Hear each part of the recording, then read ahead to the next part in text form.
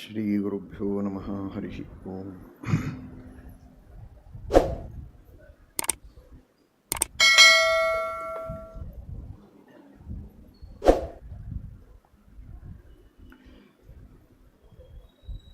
ಇಷ್ಟು ಹೊತ್ತು ಅಂಬರೀಷ ಚಕ್ರವರ್ತಿಯ ಕಥೆಯನ್ನು ನೀವೆಲ್ಲ ಕೇಳಿದ್ದೀರಿ.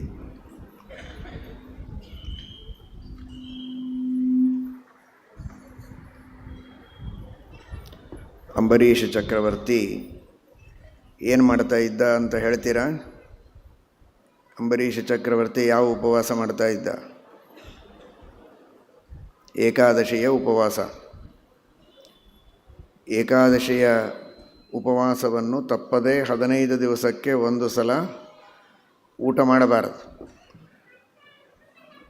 ದಿವಸಾನೂ ಊಟ ಮಾಡೋದಕ್ಕೆ ದೇವರು ಕೊಟ್ಟಿದ್ದಾನೋ ಇಲ್ಲ ನಿಮಗೆಲ್ಲ? ಬೆಳಗ್ಗೆ ಸಂಜೆ 2 ಹೊತ್ತು ಊಟ ಮಾಡ್ತೀರಾ? 15 ದಿವಸದಲ್ಲಿ ಉಳಿದ 14 ದಿವಸ ಮಾತ್ರ ಊಟ ಮಾಡಬೇಕು. ಏಕಾದಶಿ ಒಂದು ದಿವಸ ಊಟ ಮಾಡಬಾರ್ದು. ಗೊತ್ತಾಯ್ತಾ? ಅಂಬರೀಷ ಚಕ್ರವರ್ತಿ ಏಕಾದಶಿಯ ಉಪವಾಸವನ್ನು ತಾನೂ ಮಾಡ್ತಾ ಇದ್ದ. ಊರಲ್ಲಿರೋ ಎಲ್ಲ ಜನರಿಂದಲೂ ಏಕಾದಶಿ ಉಪವಾಸ ಮಾಡಿಸ್ತಾ ಇದ್ದ. ಮಾಡಿಸಿದ್ದಕ್ಕೆ ಏನಾಯಿತು ಗೊತ್ತಾ? ಭೂತ ಪ್ರೇತ ಪಿಶಾಚ ಯಾವ ದುಷ್ಟಶಕ್ತಿಗಳು ಯಾವುದೂ ಅವನ ಹತ್ತಿರ ಬರ್ತಿರಲಿಲ್ಲ. ಯಾರಾದರೂ ಬಂದರೆ, ರಾಕ್ಷಸ ಪಿಶಾಚ ಅಸುರ ಯಾರು ಬಂದರೂ ಕೂಡ ಸುದರ್ಶನ ಚಕ್ರ ಅವರನ್ನು ಓಡಿಸಿಬಿಡ್ತಾ ಇತ್ತು. ನಿಮ್ಮ ಹತ್ರ ಯಾವ ಪಿಶಾಚ ಭೂತ ಬರೋದು ಬೇಡ ಅಲ್ವಾ? ಬರಬೇಕಾ? ರಾಕ್ಷಸ ಬರಬೇಕಾ? ಯಾವ ರಾಕ್ಷಸ ಬೇಡ, ಪಿಶಾಚಿ ಭೂತ ಪ್ರೇತ ರೋಗಗಳು ಯಾವುದೂ ಬೇಡಲ್ಲ. ಹಾಗಾದರೆ ಏಕಾದಶಿ ಊಟ ಮಾಡಬಾರ್ದು. ಏಕಾದಶಿ ಊಟ ಮಾಡದೇ ಇದ್ದರೆ ದೇವರು ಯಾವಾಗಲೂ ನಿಮ್ಮ ರಕ್ಷಣೆಯನ್ನು ಮಾಡ್ತಾನೆ. ಯಾವ ದುಷ್ಟರು ಹತ್ತಿರ ಬರದೇ ಇರೋ ಹಾಗೆ ದೇವರು ನಿಮ್ಮ ರಕ್ಷಣೆ ಮಾಡ್ತಾನೆ. ಮಾಡ್ತಿರೋ ಇಲ್ವೋ? ಊಟ ಮಾಡೋದಿಲ್ಲ ತಾನೇ? ಹೇಳಿ, ಎದ್ದು ನಿಲ್ಲಿ.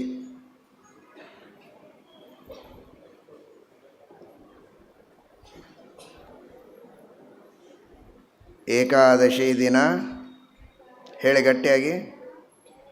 ಏಕಾದಶಿ ದಿನ ತಿನ್ನಲ್ಲ ತಿನ್ನಲ್ಲ. ರಾಮ ರಾಮ ರಾಮ ರಾಮ. ತಿನ್ನಲ್ಲ ತಿನ್ನಲ್ಲ. ಏಕಾದಶಿ ದಿನ ಶುಭ ದಿನ, ಶುಭ ದಿನ. ಏಕಾದಶಿ ದಿನ ರಾಮ ರಾಮ ರಾಮ ರಾಮ. ಹರಿದಿನ, ಹರಿದಿನ. ಏಕಾದಶಿ ದಿನ ರಾಮ ರಾಮ ರಾಮ ರಾಮ.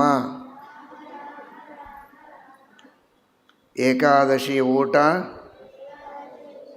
ಕಾಲಕೂಟ. ಏಕಾದಶಿ ಊಟ ಕಾಲಕೂಟ. ಪೇಡೆ ಬೇಡ, ಹಣ್ಣು ಬೇಡ. ರಾಮ ರಾಮ ರಾಮ ರಾಮ. ಜೈ ಶ್ರೀರಾಮ್.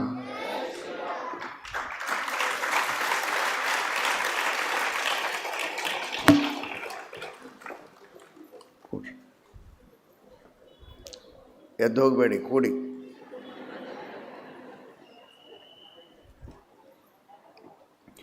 ಶ್ರೀ ಗುರುಭ್ಯೋ ನಮಃ. ಹರಿ ಓಂ. ಸೃಷ್ಟಿಸ್ಥಿತ್ಯಪ್ಯಯೇಹ ನಿಯತಿದೃಶಿತಮೋ ಬಂಧಮೋಕ್ಷಾಶ್ಚ ಯಸ್ಮಾತ್ ಅಸ್ಯ ಶ್ರೀ ಬ್ರಹ್ಮರುದ್ರಪ್ರಭೃತಿಸುರನರದ್ವೀಷಶತ್ರುವಾತ್ಮಕಸ್ಯ ವಿಷ್ಣೋರ್ವ್ಯಸ್ತಾಃ ಸಮಸ್ತಾಃ ಸಕಲಗುಣನಿಧಿಃ ಸರ್ವದೋಷವ್ಯಪೇತಃ ಪೂರ್ಣಾನಂದಾವ್ಯಯೋ ಯೋ ಗುರುರಪಿ ಪರಮಶ್ಚಿಂತಯೇತಂ ಮಹಾಂತಂ.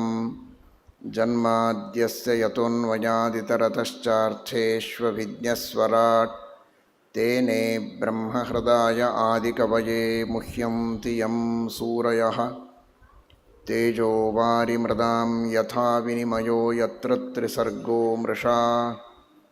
ಧಾಮ್ನಾ ಸ್ವೇನ ಸದಾ ನಿರಸ್ತಕುಹಕಂ ಸತ್ಯಂ ಪರಂ ಧೀಮಹಿ. ಧರ್ಮವಿಜ್ಞಾನವೈರಾಗ್ಯಪರಮೈಶ್ವರ್ಯಶಾಲಿನಃ ಆನಂದತೀರ್ಥಭಗವತ್ಪಾದಾನ್ ವಂದೇ ನಿರಂತರಂ. ಭವತಿ ಯದನುಭಾವಾದೇಡಮೂಕೋऽಪಿ ವಾಗ್ಮೀ ಜಡಮತಿರಪಿ ಜಂತುರ್ಜಾಯತೆ ಪ್ರಾಜ್ಞಮೌಲಿಃ. ಸಕಲವಚನಚೇತೋ ದೇವತಾ ಭಾರತೀ ಸಾ ಮಮ ವಚಸಿ ನಿಧಾರ್ಗೆ ಪ್ರೇರಯಂತು ಭವಂತಃ ಸರ್ವ ಏವ ಹಿ. ಯಂ ಪ್ರವ್ರಜन्तಮನುಪೇತ ಆನಂದತೀರ್ಥಭಗವತ್ಪಾದಾನ್ ವಂದೇ ನಿರಂತರಂ. ಭವತಿ ಯದನುಭಾವಾದೇಡಮೂಕೋऽಪಿ ವಾಗ್ಮೀ ಜಡಮತಿರಪಿ ಜಂತುರ್ಜಾಯತೆ ಪ್ರಾಜ್ಞಮೌಲಿಃ. ಸಕಲವಚನಚೇತೋ ದೇವತಾ ಭಾರತೀ ಸಾ ಮಮ ವಚಸಿ ನಿಧತ್ತಾಂ ಸನ್ನಿಧಿಂ ಮಾನಸೇ ಚ. ನಮೋऽಸ್ತು ತಾತ್ವಿಕಾ ದೇವಾಃ ವಿಷ್ಣುಭಕ್ತಿಪರಾಯಣಾಃ ಧರ್ಮಮಾರ್ಗೇ ಪ್ರೇರಯಂತು ಭವಂತಃ ಸರ್ವ ಏವ ಹಿ. ಯಂ ಪ್ರವ್ರಜन्तಮನುಪೇತಮಪೇತಕೃತ್ಯಂ ದ್ವೈಪಾಯನೋ ವಿರಹಕಾತರ ಆಜುಹಾವ. ಪುತ್ರೇತಿ ತನ್ಮಯತಯಾ ತರವೋಪಿ ನೇದುಸ್तं ಸರ್ವಭೂತಹೃದಯಂ ಮುನಿಮಾನತೋಸ್ಮಿ. ಸನತ್ಕುಮಾರಶಿಷ್ಯಾಯ ಸರ್ವಶಾಸ್ತ್ರಾರ್ಥವೇದಿನೇ ವಿಷ್ಣುಭಕ್ತಿಪ್ರಬೋಧಾಯ ನಾರದಾಯ ನಮೋ ನಮಃ. ನೌಮಿನ್ಯಾಯಸುಧಾದಿಕೃಜ್ಜಯ ಮುನೀನ್ ಶ್ರೀಪಾದರಾಟ್ಸನ್ಮಣೀನ್ ವ್ಯಾಸಾರ್ಯಾನ್ ವಿವಿಧಾಗಮಾಬ್ಧಿವಿಹರಾನ್ ಶ್ರೀವಾದಿರಾಜಾನಪಿ ವಂದೇ ಹಂಸವರಾನ್ ರಘೂತ್ತಮಗುರೂನ್ ವೈದಗ್ಧ್ಯವಾರಾಂ ನಿಧೀನ್ ಶ್ರೀ ಸತ್ಯವ್ರತರಾಘವೇಂದ್ರಮುನಿಪಾನ್ ಸದ್ಬೋಧಸಧ್ಯಾನಪಾನ್.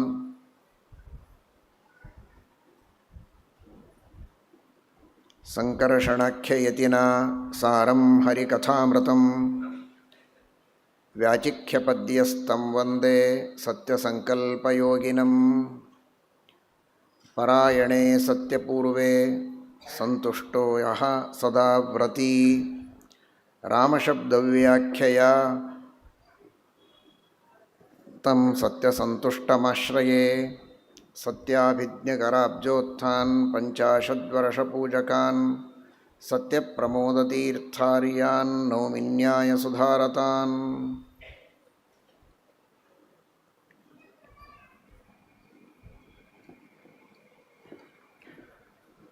ಮೈತ್ರೇಯ ಉವಾಚ ಮನೋಸ್ತು ಶತರೂಪಾಯಾಃ ತಿಸ್ರಃ ಕನ್ಯಾಶ್ಚ ಜಜ್ಞಿರೆ. ಆಕೂತಿಃ ದೇವಹೂತಿಶ್ಚ ಪ್ರಸೂತಿರಿತಿ ವಿಶ್ರುತಾಃ. ಸ್ವಸ್ತ್ಯಸ್ತು ಅಶೇಷಸನ್ಮಂಗಲಾನಿ ಸಂತು. ಶ್ಲೋಕೈಕಶ್ರವಣಪಠನಮಾತ್ರೇಣ ಕಥಾವಕ್ತುಶ್ಚ ಶ್ರೋತॄಣಾಂ ನಿಖಿಲಕಲಿಕೃತಕಲ್ಮಷಾಪನೋದನಪಟುತರೆ ಧರ್ಮಾದ್ಯಖಿಲಪುರುಷಾರ್ಥಸಾಧನೀಭೂತೆ ಶ್ರೀಮದ್ಭಾಗವತೆ ಮಹಾಪುರಾಣೇ ಪಾರಮಹಂಸ್ಯಾಂ ಸಂಹಿತಾಯಾಂ ಅದ್ಯ ಕಥಾಪ್ರಸಕ್ತೌ ಕಿಂಚಿತ್ ಪೂರ್ವಪ್ರಸಕ್ತಪ್ರಮೇಯಾನುವಾದಃ. ಹರಿಃ ಓಂ.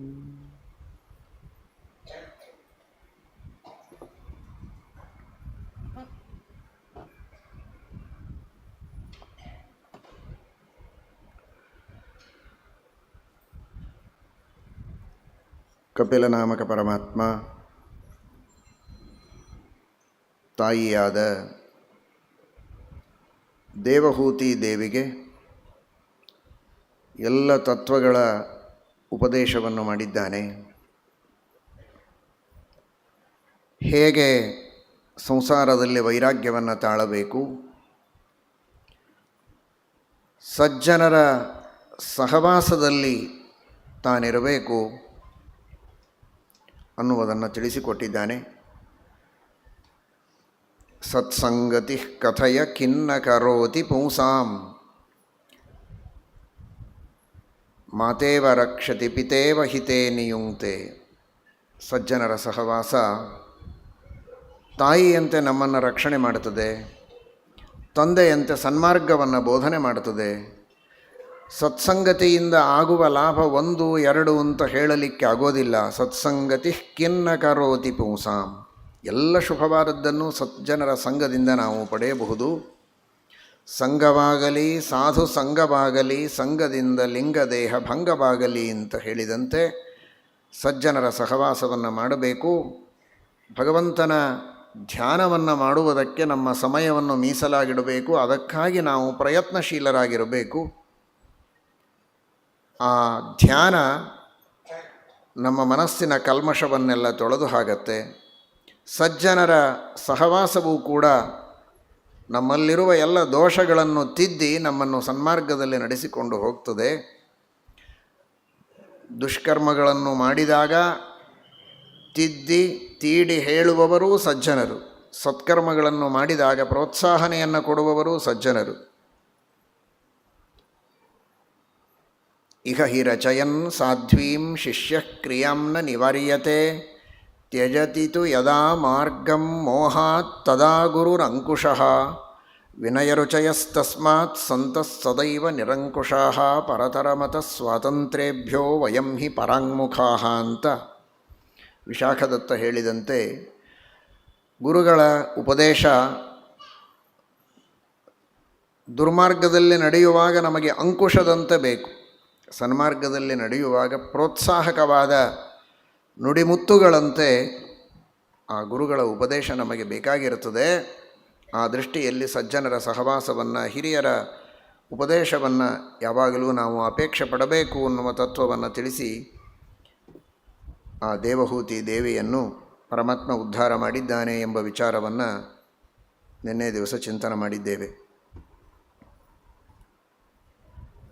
ಅದರ ಮುಂದೆ ವಿದುರರಿಗೆ ಮೈತ್ರೇಯರು ತಿಳಿಸ್ತಾ ಇದ್ದಾರೆ, ಸ್ವಯಂಭವ ಮನುವಿಗೆ 3 ಜನ ಹೆಣ್ಣು ಮಕ್ಕಳು, 2 ಗಂಡು ಮಕ್ಕಳು, ಆಕೂತಿ, ದೇವಹೂತಿ, ಪ್ರಸೂತಿ ಅಂತ. ಆಕೂತಿಯನ್ನು ರುಚಿ ಪ್ರಜಾಪತಿಗೆ ಕೊಟ್ಟು ಮದುವೆ ಮಾಡಿದ್ದಾನೆ. ಅಲ್ಲಿ ಸಾಕ್ಷಾತ್ ಯಜ್ಞನಾಮಕನಾದ ಪರಮಾತ್ಮನ ಅವತಾರ ನಿನ್ನೆ ದಿವಸ ಕೇಳಿದ್ದೀರಿ. ಯಜ್ಞೋ ಯಜ್ಞಪತಿರ್ಯಜ್ವಾ ಯಜ್ಞಾಂಗೋ ಯಜ್ಞವಾಹನಃ. ಎಲ್ಲರೂ ಮಾಡುವ ಯಜ್ಞಯಾಗಗಳಿಗೆ ಉದ್ದೇಶನಾದವನು ಆ ಯಜ್ಞನಾಮಕ ಪರಮಾತ್ಮ. ನೋಡಿ, ಯಜ್ಞವನ್ನು ಮಾಡಿಸುವವನು ಭಗವಂತನೇ ಒಳಗಿದ್ದು, ಮಾಡುವ ಯಜ್ಞಗಳಿಗೆ ಉದ್ದೇಶನೂ ಆ ಪರಮಾತ್ಮ. ಯಜ್ಞ ಸಾಧನಗಳು ಬೇಕು ಅಂದರೆ ಯಜ್ಞ ಸಾಧನಗಳನ್ನು ತನ್ನ ಅವಯವಗಳಿಂದ ಸೃಷ್ಟಿ ಮಾಡಿಕೊಟ್ಟವನೂ ಕೂಡ ವರಾಹ ರೂಪದಿಂದ ಭಗವಂತ. ಕೇಳಿದ್ದೀರಿ ವರಾಹ ಅವತಾರದ ಕಥೆ ಕೇಳುವಾಗ ತೃತೀಯ ಸ್ಕಂಧದಲ್ಲಿ ಯಜ್ಞವರಾಹ ಅಂತೆ ಪರಮಾತ್ಮನಿಗೆ ಕರೀತಾರೆ. ಯಾಕೆ ಅಂದರೆ ಯಜ್ಞ ಸಾಧನವಾದ ದರ್ಭಗಳನ್ನು, ಸೃಕ್ಸೃವಾದಿಗಳನ್ನು ಎಲ್ಲವನ್ನೂ ಕೂಡ ತನ್ನ ಅಂಗಾಂಗಗಳಿಂದಲೇ ಸೃಷ್ಟಿ ಮಾಡಿದ್ದಾನೆ ಪರಮಾತ್ಮ. ತಸ್ಯ ಯಜ್ಞವರಾಹಸ್ಯ ವಿಷ್ಣೋರಮಿತ ತೇಜಸಃ ಪ್ರಣಾಮಂ ಏಪಿ ಕುರುವಂತಿ ತೇಷಾಮಪಿ ನಮೋ ನಮಃ ಅಂತ. ಆ ಯಜ್ಞದ ಸಾಧನ ಸಂಭಾರಗಳ ಸೃಷ್ಟಿಯನ್ನು ಮಾಡಿದ ಯಜ್ಞವರಾಹನ ಪಾದಗಳಿಗೆ ನಮನಗಳು ಮಾತ್ರ ಅಲ್ಲ, ಅವನ ಪಾದಗಳಿಗೆ ನಮಿಸುವವರ ಪಾದಗಳಿಗೂ ನಮನಗಳು ಅಂತ. ಪ್ರಣಾಮಂ ಏಪಿ ಕುರುವಂತಿ ತೇಷಾಮಪಿ ನಮೋ ನಮಃ ಅಂತ. ಯಜ್ಞ ಸಾಧನಗಳನ್ನು ಭಗವಂತನೇ ಒದಗಿಸ್ತಾನೆ. ಯಜ್ಞಕ್ಕೆ ಬೇಕಾದ ಮಂತ್ರಗಳನ್ನು, ಸಂಹಿತಾದಿಗಳನ್ನು ಆ ಭಗವಂತನೇ ನಿಯಮನ ಮಾಡೋದು. ಋತ್ವಿಜರಿಗೂ ಅವನೇ ನಿಯಾಮಕ. ಯಜ್ಞಗಳಿಗೆ ಉದ್ದೇಶನಾದವನು ಕೂಡ ಪರಮಾತ್ಮ. ಅಂತಹ ಯಜ್ಞನಾಮಕನಾದ ಪರಮಾತ್ಮ ಅಲ್ಲಿ ಅವತಾರ ಮಾಡಿದ್ದಾನೆ. ಕುರ್ವನ್ನೇವೇಹ ಕರ್ಮಾಣಿ ಜಿಜೀವಿಷೇಚ್ಛತಗುಂ ಸಮಾಹ. ಯಾರು 100 ವರ್ಷ ಆಯುಷ್ಯವನ್ನು ಪರಿಪೂರ್ಣವಾಗಿ ಇದ್ದು ಸಾರ್ಥಕಪಡಿಸಿಕೊಳ್ಳಬೇಕು ಅಂತ ಅಪೇಕ್ಷೆ ಇಟ್ಟುಕೊಂಡಿದ್ದಾರೆ, ವೇದೋಕ್ತವಾದ ವೇದವಿಹಿತವಾದ ಯಜ್ಞಾದಿ ಕರ್ಮಗಳನ್ನು ಮಾಡಿ ಭಗವಂತನಿಗೆ ಸಮರ್ಪಣೆ ಮಾಡಲೇಬೇಕು ನಿಷ್ಕಾಮವಾಗಿ. ಹಾಗಿದ್ದರೆ ಮಾತ್ರ ಅವನಿಗೆ ಉತ್ತಮವಾದಂತಹ ಅಪರೋಕ್ಷ ಜ್ಞಾನವಾಗಿ ಅದರಿಂದ ಮೋಕ್ಷವಾಗತ್ತೆ. ಜ್ಞಾನವಾದ ಮೇಲೂ ಮೋಕ್ಷದಲ್ಲಿ ಆನಂದಾಭಿವೃದ್ಧಿಗಾಗಿ ಕರ್ಮಗಳನ್ನು ಮಾಡಲೇಬೇಕು, ಬಿಡುವಂತಿಲ್ಲ ಅಂತ. ಆ ಯಜ್ಞನಾಮಕ ಪರಮಾತ್ಮನ ಸ್ತುತಿಯನ್ನು ಈಶಾವಾಸ್ಯ ಮಂತ್ರಗಳಿಂದ ಮಾಡುವಾಗ ಸ್ವಯಂಭೂಮನು ಹೇಳಿದ ಮಾತುಗಳಿವು. ಅಂತಹ ಆ ಪರಮಾತ್ಮ ಅವನು ಯಜ್ಞಗಳಿಗೆ ಪ್ರೇರಕ. ಅವನಿಗೆ ಯಜ್ಞ ಅಂತೂ ಅಂತಾರೆ, ಕ್ರತು ಅಂತಾರೆ. ಕ್ರತೋಸ್ಮರ ಕೃತಗುಂ ಸ್ಮರ. ಯಾವಾಗಲೂ ನಾವು ಮಾಡಿದಂತಹ ಯಜ್ಞಾದಿಗಳನ್ನು ನೋಡಿ ವಿಶೇಷವಾಗಿ ನಮ್ಮ ಮೇಲೆ ಅನುಗ್ರಹವನ್ನು ಮಾಡು, ಅನುಗ್ರಹೋನ್ಮುಖನಾಗು ಎಂಬ ಪ್ರಾರ್ಥನೆಯನ್ನು ಸ್ವಯಂಭುವ ಮನು ಮಾಡುತ್ತಾನೆ. ಮಾಡಿದ್ದಕ್ಕೆ ಆ ಸ್ವಯಂಭುವ ಮನುವನ್ನು ತಿನ್ನುವುದಕ್ಕೆ ಬಂದ ಎಲ್ಲ ರಾಕ್ಷಸರನ್ನು ಯಜ್ಞನಾಮಕ ಪರಮಾತ್ಮ ಸಂಹಾರ ಮಾಡಿ ಸ್ವಯಂಭುವ ಮನುವನ್ನೂ ರಕ್ಷಣೆ ಮಾಡುತ್ತಾನೆ. ಎಲ್ಲ ಮಾನವರನ್ನು, ಭಕ್ತರನ್ನು ಆ ಪರಮಾತ್ಮ ರಕ್ಷಣೆ ಮಾಡುತ್ತಾನೆ ಎಂಬುದಾಗಿ ತಿಳಿಸಿಕೊಟ್ಟಿದ್ದಾರೆ. ಎಲ್ಲರೂ ಅವರವರಿಗೆ ವಿಹಿತವಾದಂತಹ ಯಜ್ಞಯಾಗಾದಿಗಳನ್ನು ಮಾಡಲೇಬೇಕು. ಎಲ್ಲರಿಗೂ ಇದೆ ಯಜ್ಞ ದಾನ. ಯಜ್ಞೋ ದಾನಂ ತಪಶ್ಚೈವ ಪಾವನಾನಿ ಮನೀಷಿಣಾಂ. ಈ ಯಜ್ಞದಾನ ತಪಸ್ಸುಗಳನ್ನು ಎಲ್ಲರೂ ಮಾಡಬೇಕು. ಎಲ್ಲರಿಗೂ ಎಲ್ಲ ಯಜ್ಞಗಳನ್ನು ಮಾಡುವ ವಿಧಾನ ಶಾಸ್ತ್ರದಲ್ಲಿಲ್ಲ, ಮಾಡುವ ಅಧಿಕಾರವೂ ಎಲ್ಲರಿಗೆ ಇಲ್ಲ. ಆದರೆ ಯಾರಿಗೆ ಯಾವ ಯಜ್ಞವನ್ನು ಮಾಡುವುದಕ್ಕೆ ಅಧಿಕಾರ ಇದೆಯೋ, ವಿಧಾನ ಇದೆಯೋ, ಅವರು ಆ ಯಜ್ಞವನ್ನು ಮಾಡಲೇಬೇಕು ಎಂಬುದಾಗಿ ಶ್ರೀಮದಾಚಾರ್ಯರು ಆ ಭಗವದ್ಗೀತೆಗೆ ವ್ಯಾಖ್ಯಾನ ಮಾಡುವಾಗ ತಿಳಿಸಿಕೊಡ್ತಾರೆ. ಅಗ್ನಿಯಲ್ಲಿ ಆಹುತಿಗಳನ್ನು ಹಾಕಿ ಯಜ್ಞವನ್ನು ಮಾಡುವುದಕ್ಕೆ ಸನ್ಯಾಸಿಗಳಿಗೇನೇ ಅಧಿಕಾರ ಇಲ್ಲ ಅಂತ ಹೇಳಿ ಯಜ್ಞ ಬಿಡೋ ಹಾಗಿಲ್ಲ. ಜ್ಞಾನಯಜ್ಞವನ್ನು ಮಾಡಬೇಕು, ಜಪಯಜ್ಞವನ್ನು ಮಾಡಬೇಕು. ದಾನವನ್ನು ಮಾಡುವ ಅಧಿಕಾರ ಇಲ್ಲ, ಸುವರ್ಣಾದಿ ದಾನವನ್ನು ಅಂತ ದಾನ ಮಾಡದೇ ಇರಬಾರದು. ಅಭಯದಾನವನ್ನು, ಜ್ಞಾನದಾನವನ್ನು ಮಾಡಬೇಕು ಅಂತಾರೆ. ಸತ್ಯ ಉಪವಾಸಾದಿ ತಪಶ್ಚ, ಎಲ್ಲರೂ ಕೂಡ ಸತ್ಯವನ್ನು ಮಾತನಾಡಬೇಕು. ಅದೇ ಒಂದು ದೊಡ್ಡ ತಪಸ್ಸು. ಉಪವಾಸ ಮಾಡುವುದೊಂದು ದೊಡ್ಡ ತಪಸ್ಸು, ಅದನ್ನು ಮಾಡಬೇಕು ಎಂಬುದಾಗಿ ತಿಳಿಸ್ತಾ ಯಜ್ಞ, ದಾನ, ತಪಸ್ಸು ಇದು ಮುಖ್ಯ ಅಂತ ತಿಳಿಸಿಕೊಟ್ಟಿದ್ದಾರೆ. ಅಂತಹ ಯಜ್ಞವನ್ನು ಯಾವ ಭಗವಂತನ ಪ್ರೀತಿಗಾಗಿ ಮಾಡಬೇಕೋ ಅವನೇ ಯಜ್ಞನಾಮಕನಾಗಿ ರುಚಿ ಪ್ರಜಾಪತಿಯಿಂದ ಆಕೂತಿಯಲ್ಲಿ ಅವತಾರ ಮಾಡಿದ್ದಾನೆ. ಏನೋ ಯಜ್ಞ ಮಾಡಬೇಕಂತಪ್ಪ, ಮಾಡಿದರೆ ಆರೋಗ್ಯ ಆಗತ್ತಂತೆ, ಮಳೆ ಬರ್ತದಂತೆ, ಏನೋ ಹೇಳ್ತಾರೆ, ಮಾಡಬೇಕು ಅಂತ ಬೇಸರದಿಂದ ಮಾಡಬಾರದು, ರುಚಿಯಿಂದ ಯಜ್ಞ ಮಾಡಬೇಕು ಅಂತ ತೋರಿಸುವುದಕ್ಕೆ ರುಚಿ ಪ್ರಜಾಪತಿಯಲ್ಲಿ ಯಜ್ಞನಾಮಕ ಪರಮಾತ್ಮ ಅವತಾರ ಮಾಡಿದ್ದಾನೆ.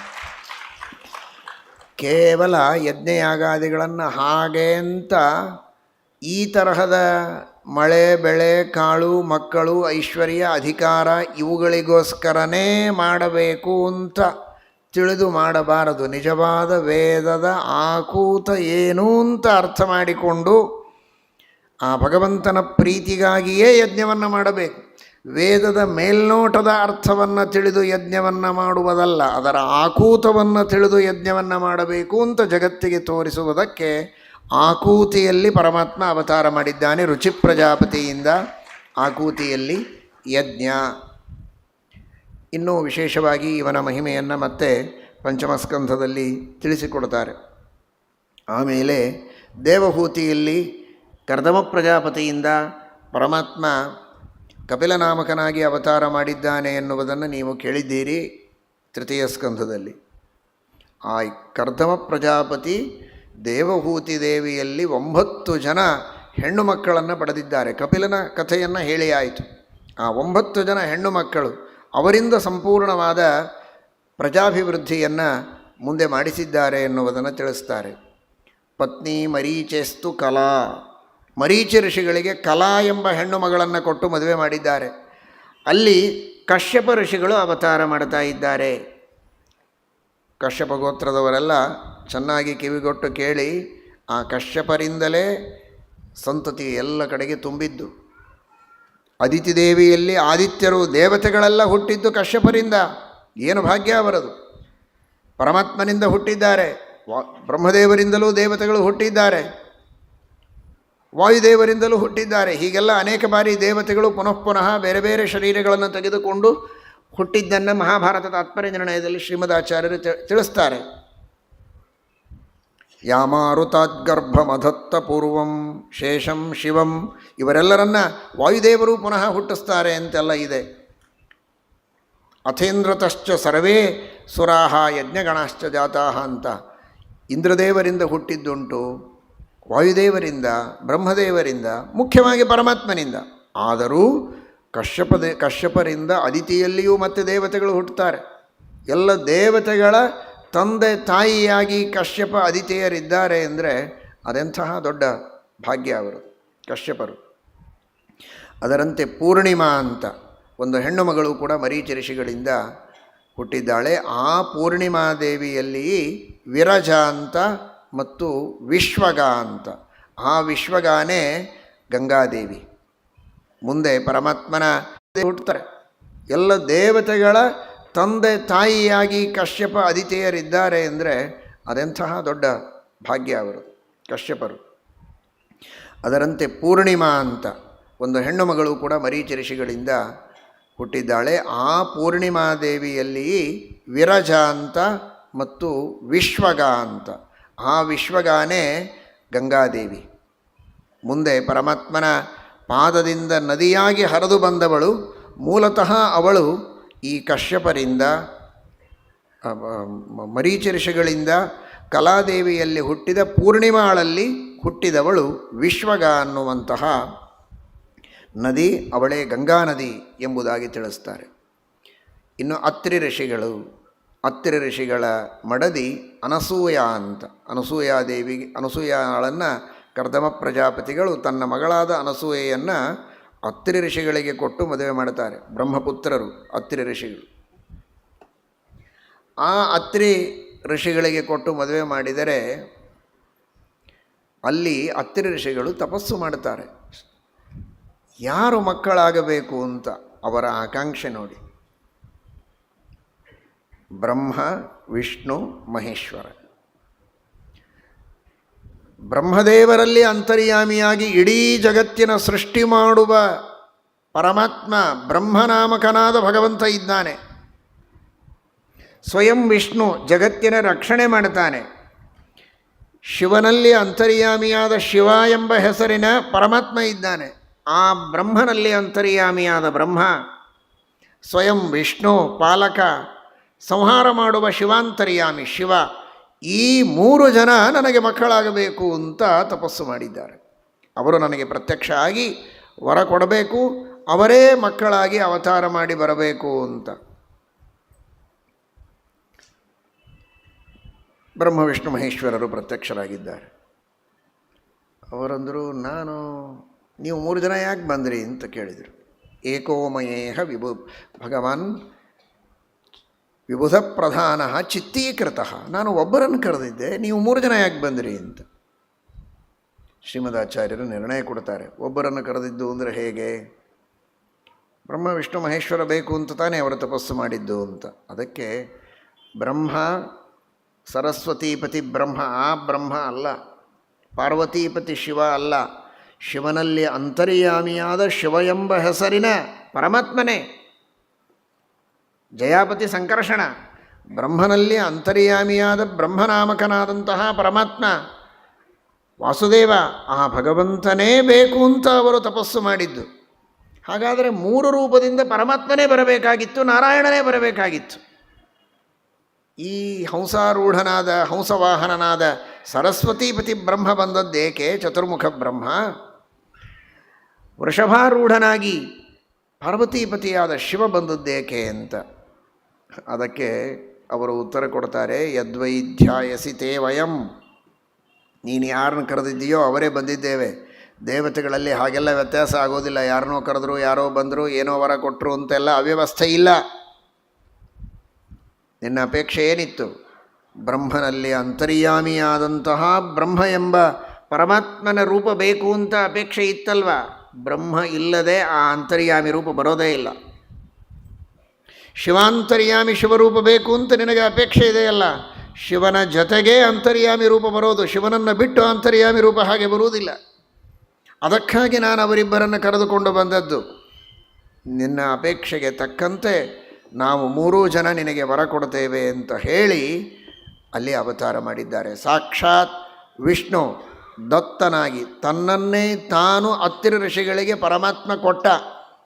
ತನ್ನನ್ನೇ ತಾನು ಕೊಟ್ಟದ್ದಕ್ಕೆ ಅವನಿಗೆ ದತ್ತ ಅಂತ ಹೆಸರು.